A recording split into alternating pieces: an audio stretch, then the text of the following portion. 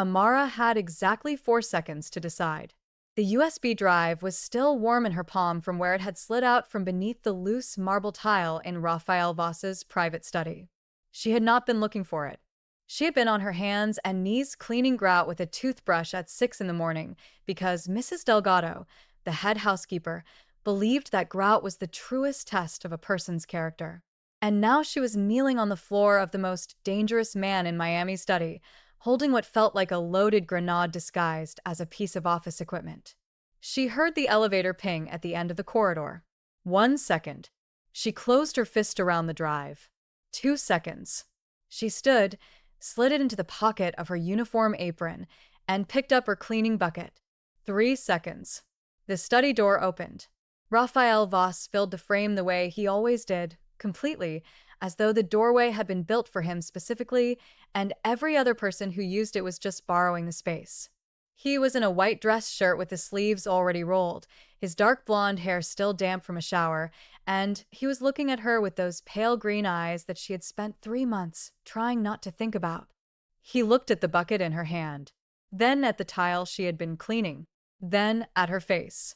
For seconds. "Good morning, Amara," he said. Perfectly calm. The way a man is calm when he already knows every variable in the room. "Good morning, Mr. Voss," she said. The drive sat in her apron pocket like a coal. He held her gaze for 1 beat longer than necessary. Then he walked to his desk and sat down without another word. Amara finished the grout, collected her bucket, and left the study without running. Outside in the corridor, her hands were shaking so badly she had to grip the bucket handle with both fists. She did not know yet what was on the drive.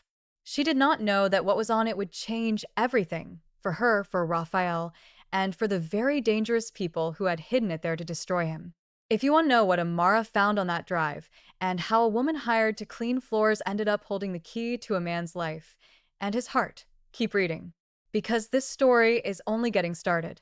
3 months earlier, the Voss estate sat on a private strip of Miami waterfront like a crown dropped on the edge of the ocean. 12,000 square feet of white marble, salt air, and the kind of silence that costs more money than most people will see in a lifetime. Bougainvillea crawled up the south wall. The pool was a flat sheet of aquamarine that blended into the Atlantic at the horizon. Everything about it was designed to signal that the person who lived here had already won and had nothing left to prove. Amara had learned all of this in approximately the first 40 seconds of walking through the service entrance.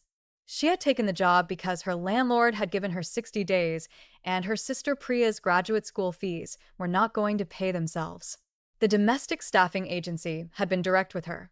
The Voss household paid triple the going rate, the contract was 6 months, live-in accommodation was included, and the previous 2 housekeeping staff had left without giving notice or explanation, which was, the agent had paused here with practiced delicacy, worth factoring into her decision. Amara had factored it in. She had also factored in her bank balance. She took the job. Mrs. Delgado, the head of household, was a compact Cuban woman in her 60s who moved at approximately twice the speed of everyone around her and communicated primarily through eyebrow position. She had interviewed Amara at the service entrance and hired her in 11 minutes, which Amara would later learn was a record. "The rules," Mrs. Delgado had said, handing her a uniform. "Mr. Voss's private wing is cleaned only between 5 and 7 in the morning. You will never touch his desk. You will never open any drawer, cabinet, or door that is already closed. You will be invisible. Do you understand invisible?" "Yes," Amara had said. "Good. Because the last girl who didn't understand it left at 2 in the morning without her suitcase. I'm still not entirely sure what she saw." This Amara had filed under things she would think about later. If you're enjoying this story and want to see what happens next, please subscribe to our channel and let us know in the comments where you're watching from. Your support means everything to us as we continue bringing these stories to life. She had expected someone frightening. The name Voss carried weight in Miami the way certain weather systems carry weight. Everyone knew it was coming and stepped carefully when it arrived. Raphael Voss was 41, the head of the Voss organization, which operated across freight, finance, and several other industries that were never named in polite company. He was half German, half Brazilian, which gave him blonde hair, green eyes, and a jaw that could have been carved from pale stone, and which gave the gossip columns decades of material about the genetics of danger. What Amara had not expected was that he would be quiet. Not the performing quiet of men who want you to know they're dangerous. The actual quiet of someone who had decided long ago that most words were wasted and was very selective about which ones he spent. He said good morning to the staff exactly once per day, personally, by name. She had learned this on day 3 when he appeared at the kitchen doorway at 7 a.m., looked at her directly, and said, "Good morning, Amara," as though he had been briefed on her and had decided she was worth the syllables. He drank his espresso standing at the window that faced the water. He worked 18-hour days. He had 2 phones and spoke on them in English, Portuguese, and German with the fluid ease of someone to whom language was just another tool. He was not unkind to the staff. He was simply not, most of the time, fully present with them. His attention was always divided, always partly on something further away. Amara noticed all of this the way she noticed everything. Quietly, carefully, without appearing to look. Sienna Hartwell arrived at the estate on a Thursday in a white convertible with her sunglasses pushed up into her highlighted hair and 2 Louis Vuitton bags that she left at the front door for someone else to carry. She was Raphael's fiancée. She was also, Amara understood within approximately 15 minutes, one of the most skillfully unpleasant people she had ever met.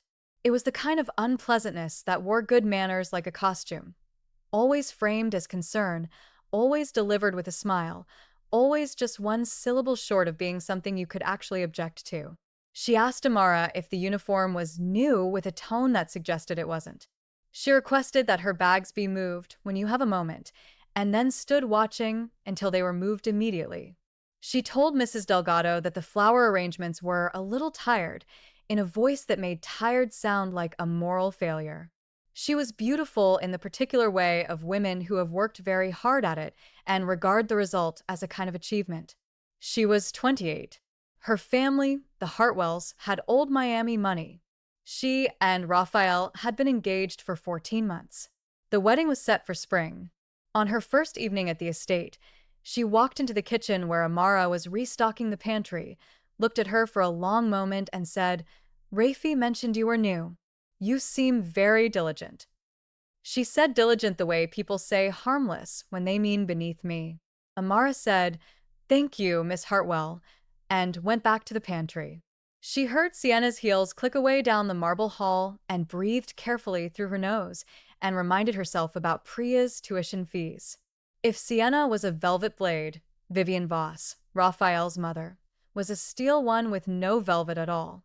She visited the estate every Sunday for dinner, arriving at 6 sharp in a black town car, wearing what Amara could only describe as armor disguised as couture. She was 64, silver-haired, and had the bearing of a woman who had survived several things that would have ended most people, which in fact she had.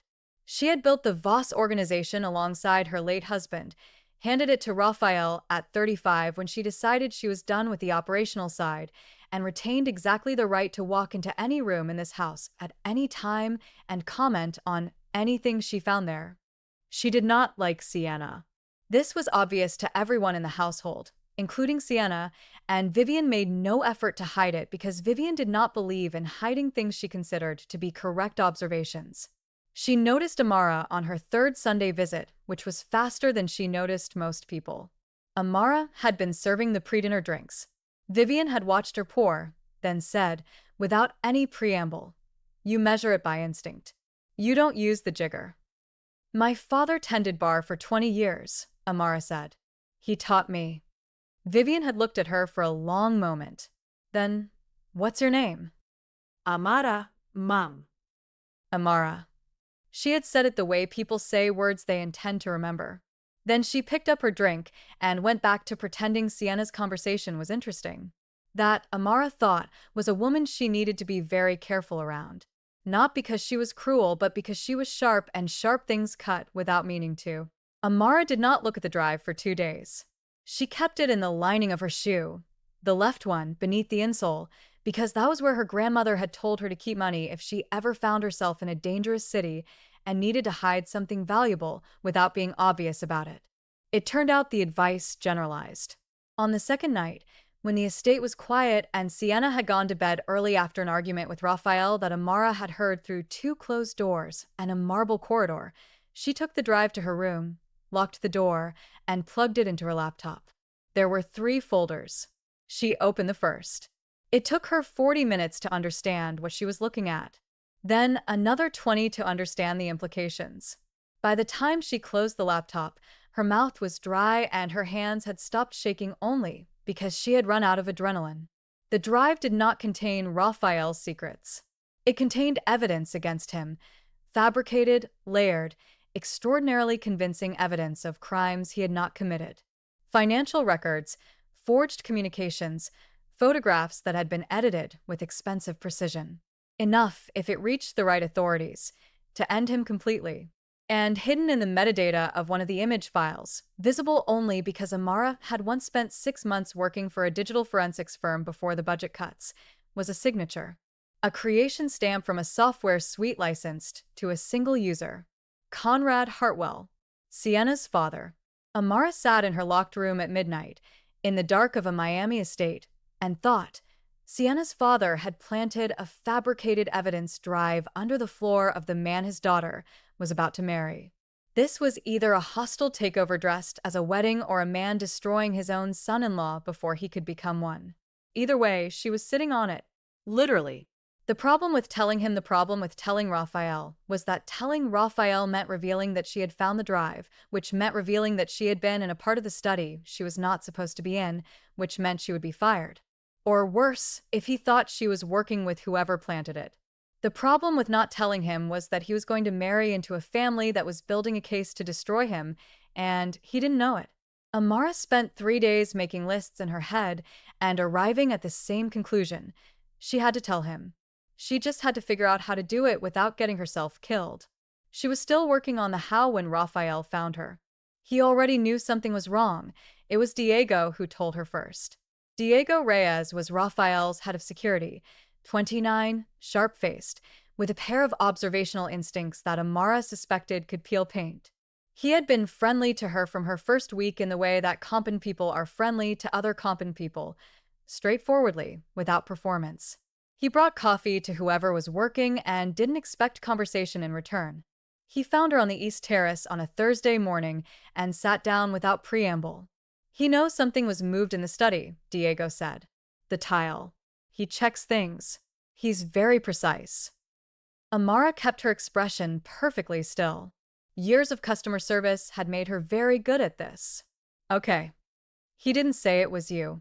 He doesn't know who cleaned that section.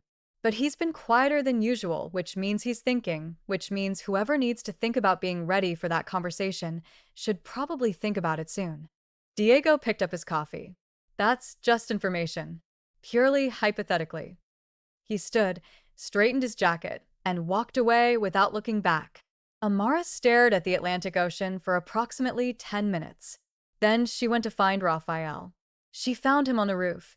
The estate had a rooftop terrace that none of the staff went to unless specifically asked.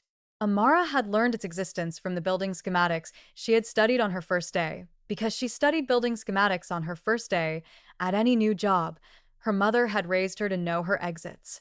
Raphael was standing at the parapet, looking out at the water, both hands in his pockets. He heard her come up the stairs and did not turn around. I wondered when you'd come, he said. Amara stopped 6 feet away from him. The Miami sky was enormous and pale, and the wind off the ocean was warm and smelled like salt and distance. How long have you known I had it? Now he turned. His expression was not angry. It was the thing she was beginning to recognize as his version of careful, all that attention compressed into stillness. Since the day you found it. I put a pressure sensor under the tile 3 weeks ago. I knew someone was going to look for it eventually. I didn't know it would be you. You've been watching me for 3 months. I watch everyone, he said. It's not personal. A pause. With you it became personal. I'm not sure when. Amara filed that last sentence in a separate category and kept going. She pulled out her phone, which contained screenshots of everything. She held it out to him. Your future father-in-law built a case against you. It's fabricated. Good fabrication. You need someone with digital forensics experience to catch it. But I caught it. He took the phone. He looked at the screenshots for a long time. His face gave nothing away, which she was learning meant the opposite of what it appeared to mean. Conrad, he said finally. Quietly. Yes. Does Sienna know? This was the question Amara had been dreading. Not because she didn't have an answer, but because the answer was going to hurt him, and she had, somewhere over the past 3 months, stopped being able to watch him hurt without feeling it herself. I think she knew enough, she said. I don't think she knows everything.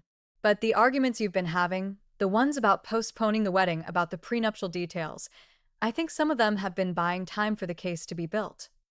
He handed back the phone. He looked at the water. Then he looked at her, really looked, the way he had looked at her in the study on the morning of the drive, that complete, total attention that she had to work very hard not to step backward from. Why are you telling me this? He asked. You could have handed it to authorities. You could have used it as leverage. You could have simply left and let it play out. I could have, she agreed. So why didn't you? Amara thought about several answers. She chose the simplest one.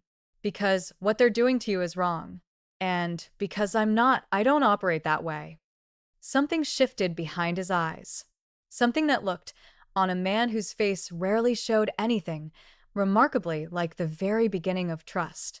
Sienna finds out the trouble with secrets in a 12,000 square foot house is that there are still only so many places where two people can have a private conversation, and Sienna Hartwell had an instinct for finding all of them. She appeared at the top of the rooftop stairs 20 minutes after Amara, in a silk robe and with the expression of a woman who had been listening from below for at least half of the conversation. Well, she said, looking at Amara with a smile that contained no warmth whatsoever.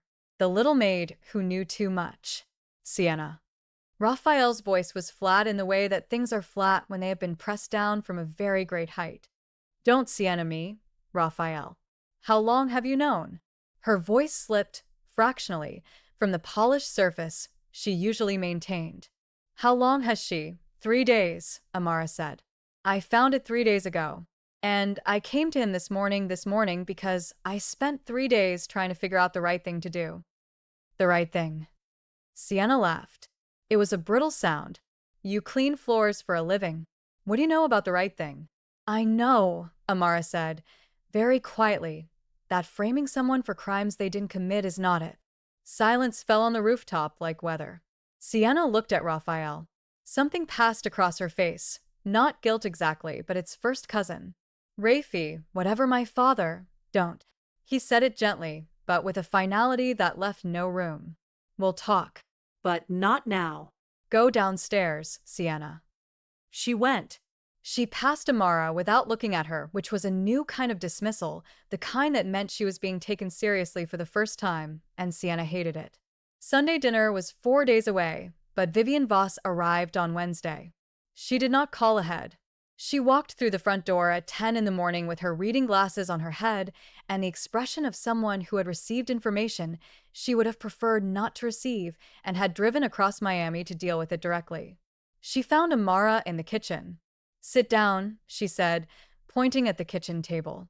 Then she poured herself coffee from the pot on the counter, sat across from Amara, and looked at her steadily. Tell me what you found and what you did about it. All of it. Don't manage it. Amara told her. All of it. Vivian listened without interrupting, which Amara suspected was a significant departure from her usual behavior. When it was done, Vivian was quiet for a moment. Then, Diego told me. He tells me things. Raphael doesn't know. Does that happen often? Often enough.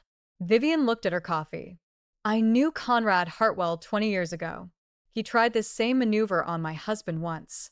Planted information, waited for it to surface, positioned himself to benefit from the chaos. She paused. My husband dismantled him professionally, and he spent a decade rebuilding. Apparently, he has a long memory. And Sienna? Vivian's expression shifted in a way that was almost, but not quite, sympathetic. Sienna does what her father tells her, because she always has and has never developed a strong enough will of her own to do otherwise. That's not a defense. It's an explanation. There's a difference. She set down her cup. Raphael will end the engagement. He would have ended it regardless. He hasn't been happy for a year and he's too principled to pretend otherwise. This just accelerates a decision he was already approaching. Amara said nothing. Vivian looked at her with those clear, unsentimental eyes. You're wondering why I'm telling you all this? A little. Because, Vivian said, with the precision of a woman who chose her words the way surgeons choose instruments, my son has not looked at another person the way he looks at you in approximately 6 years. And whatever that is, it is not nothing. And I am 64 years old, and I did not get here by ignoring things that are not nothing. She stood, rinsed her cup, and put it in the drying rack with the orderly efficiency of someone who had never considered leaving a mess. The Hartwell matter will be handled, she said. Conrad will find that the case he's built has some interesting structural problems that he cannot account for. My lawyers are already making certain of it. She smoothed her jacket. You should think about whether you're staying. She left the kitchen. Amara sat at the table for a long time, listening to the sound of the Atlantic through the window, wondering how a woman who had come to Miami to clean floors had ended up in the middle of something that felt, terrifyingly, like the beginning of a life. Conrad Hartwell arrived at the estate on Friday evening without an invitation, which told Amara everything about how confident he was in the leverage he believed he had. Conrad Hartwell was 62, tanned, silver-haired, with the build of a man who had once been athletic and was now just large. He wore money the way some people wear cologne, too much of it applied without restraint. He came through the front door with 2 men behind him and the expression of someone who was expecting an audience with someone they considered already defeated. He found Raphael in the living room. He also found Vivian, which he had clearly not expected, and Diego, standing near the window in the particular way Diego stood when he was working. Raphael, Conrad said, with a smile that did not reach anything above his jaw. We should talk. We should, Raphael agreed. About the fabricated evidence, suite you hid in my study. The one with your software signature in the metadata. The smile stayed. The man behind it recalculated rapidly. I don't know what you do, Vivian said from the armchair, without looking up from the document she was reading. You really do, Conrad. We've met before. Did you think I wouldn't remember? Conrad looked at his daughter's fiancé, at his daughter's fiancé's mother, at the security chief by the window, and arrived, visibly, at the understanding that this had not gone the way he planned. The evidence is already in the hands of 3 independent forensic analysts, Diego said pleasantly. Certified ones. They'll confirm the fabrication within a week. At which point the interesting question becomes, who built it and why? And what does the SEC think about the financial irregularities in the underlying data that someone used to construct the forgeries? Conrad left. He took his 2 men with him. He did not make eye contact with Sienna, who was standing in the doorway of the dining room and had understood, in the course of approximately 90 seconds, exactly how much of her life had been managed by a man who loved control more than he loved her. Sienna left on a Saturday morning. She had 2 suitcases this time, and she carried them herself. She stopped in the kitchen on her way out, where Amara was making coffee and trying to stay out of the way of an ending that was not hers. I'm not apologizing to you, Sienna said. Then, after a pause, but I should, for the diligent comment. And the other ones. Amara looked at her. Under the armor and the performance and the lifetime of doing what her father told her, there was a woman who had made bad choices and was beginning to understand their weight. That didn't make her less responsible, but it made her human. Okay, Amara said. Sienna nodded once. Then she picked up her cases and walked out through the front door, and the estate felt, immediately, 3 times lighter. He found Amara in the East Garden that afternoon, where she was cutting back the bougainvillea with the methodical focus she applied to everything, which he had noticed on approximately her 4th day of work and had not stopped noticing since. He sat on the low garden wall and watched her work for a moment. You're cutting too deep on the left side, he said. I know, she said. The left side overgrew. It needs to. He was quiet for a moment. You're not going to pretend you don't know why I'm here, are you? No. She kept cutting. You saved me, he said. Not dramatically. not with a gun or a car chase. You sat in your room for 3 days and went through metadata and decided to do the right thing when it would have been much simpler not to. I don't have the right word for it. It was the obvious thing to do. It wasn't, he said. It was the right thing. Those aren't the same. She stopped cutting and looked at him, green eyes and salt wind, and the bougainvillea going pink behind his shoulder. He was looking at her with all that compressed attention, and for once he was not dividing it anywhere else. I need to tell you something, he said. Okay. I'm aware this is an unusual situation. I'm aware you work here, which makes this complicated, and I'm aware that I have a considerable amount of everything, and you have reasons not to trust that. But I've been paying attention to you for 3 months, and I don't mean the study. I mean, he stopped, pressed his palms to the wall. A man who spoke 4 languages, Amara noted, apparently running out of words in all of them. You reorganize things so they work better and never ask for credit. You stood on my rooftop and told me something terrible, and you did it without flinching and without making it about yourself. You have been the calmest person in this house since you arrived, and I have. He stopped again. You've noticed, she supplied. I've noticed, he agreed. Very much. And I would like, if you're willing, to start over. As people. Not employer and employee. Just people. Amara set down the clippers. The bougainvillea shifted in the sea wind behind him and dropped 3 pink petals onto the white garden wall. You should know, she said, that I sent my sister's first semester tuition from my first month's salary. So she'll be in school regardless of what happens here. I'm not staying because I need the money. Something in his face changed, quietly, completely, like a room when the right light comes on. I know, he said. That's part of why I'm asking. She picked up the clippers again. You should also know that I'm not going to be managed or arranged. I'll tell you when you're wrong, and you are occasionally wrong. I know that too. And your mother, she said, is terrifying. For the first time in 3 months, Raphael Voss laughed. It was a real laugh, sudden and unguarded, like something that had been waiting a long time to come out. She really is, he said. Fair warning, she already likes you. That's both a gift and a burden. I noticed, Amara said. She looked at him. Okay. People. We start over as people. He stood from the wall and stood in front of her and looked at her in the total, unguarded way that she was going to have to get used to and suspected she was going to spend a very long time wanting.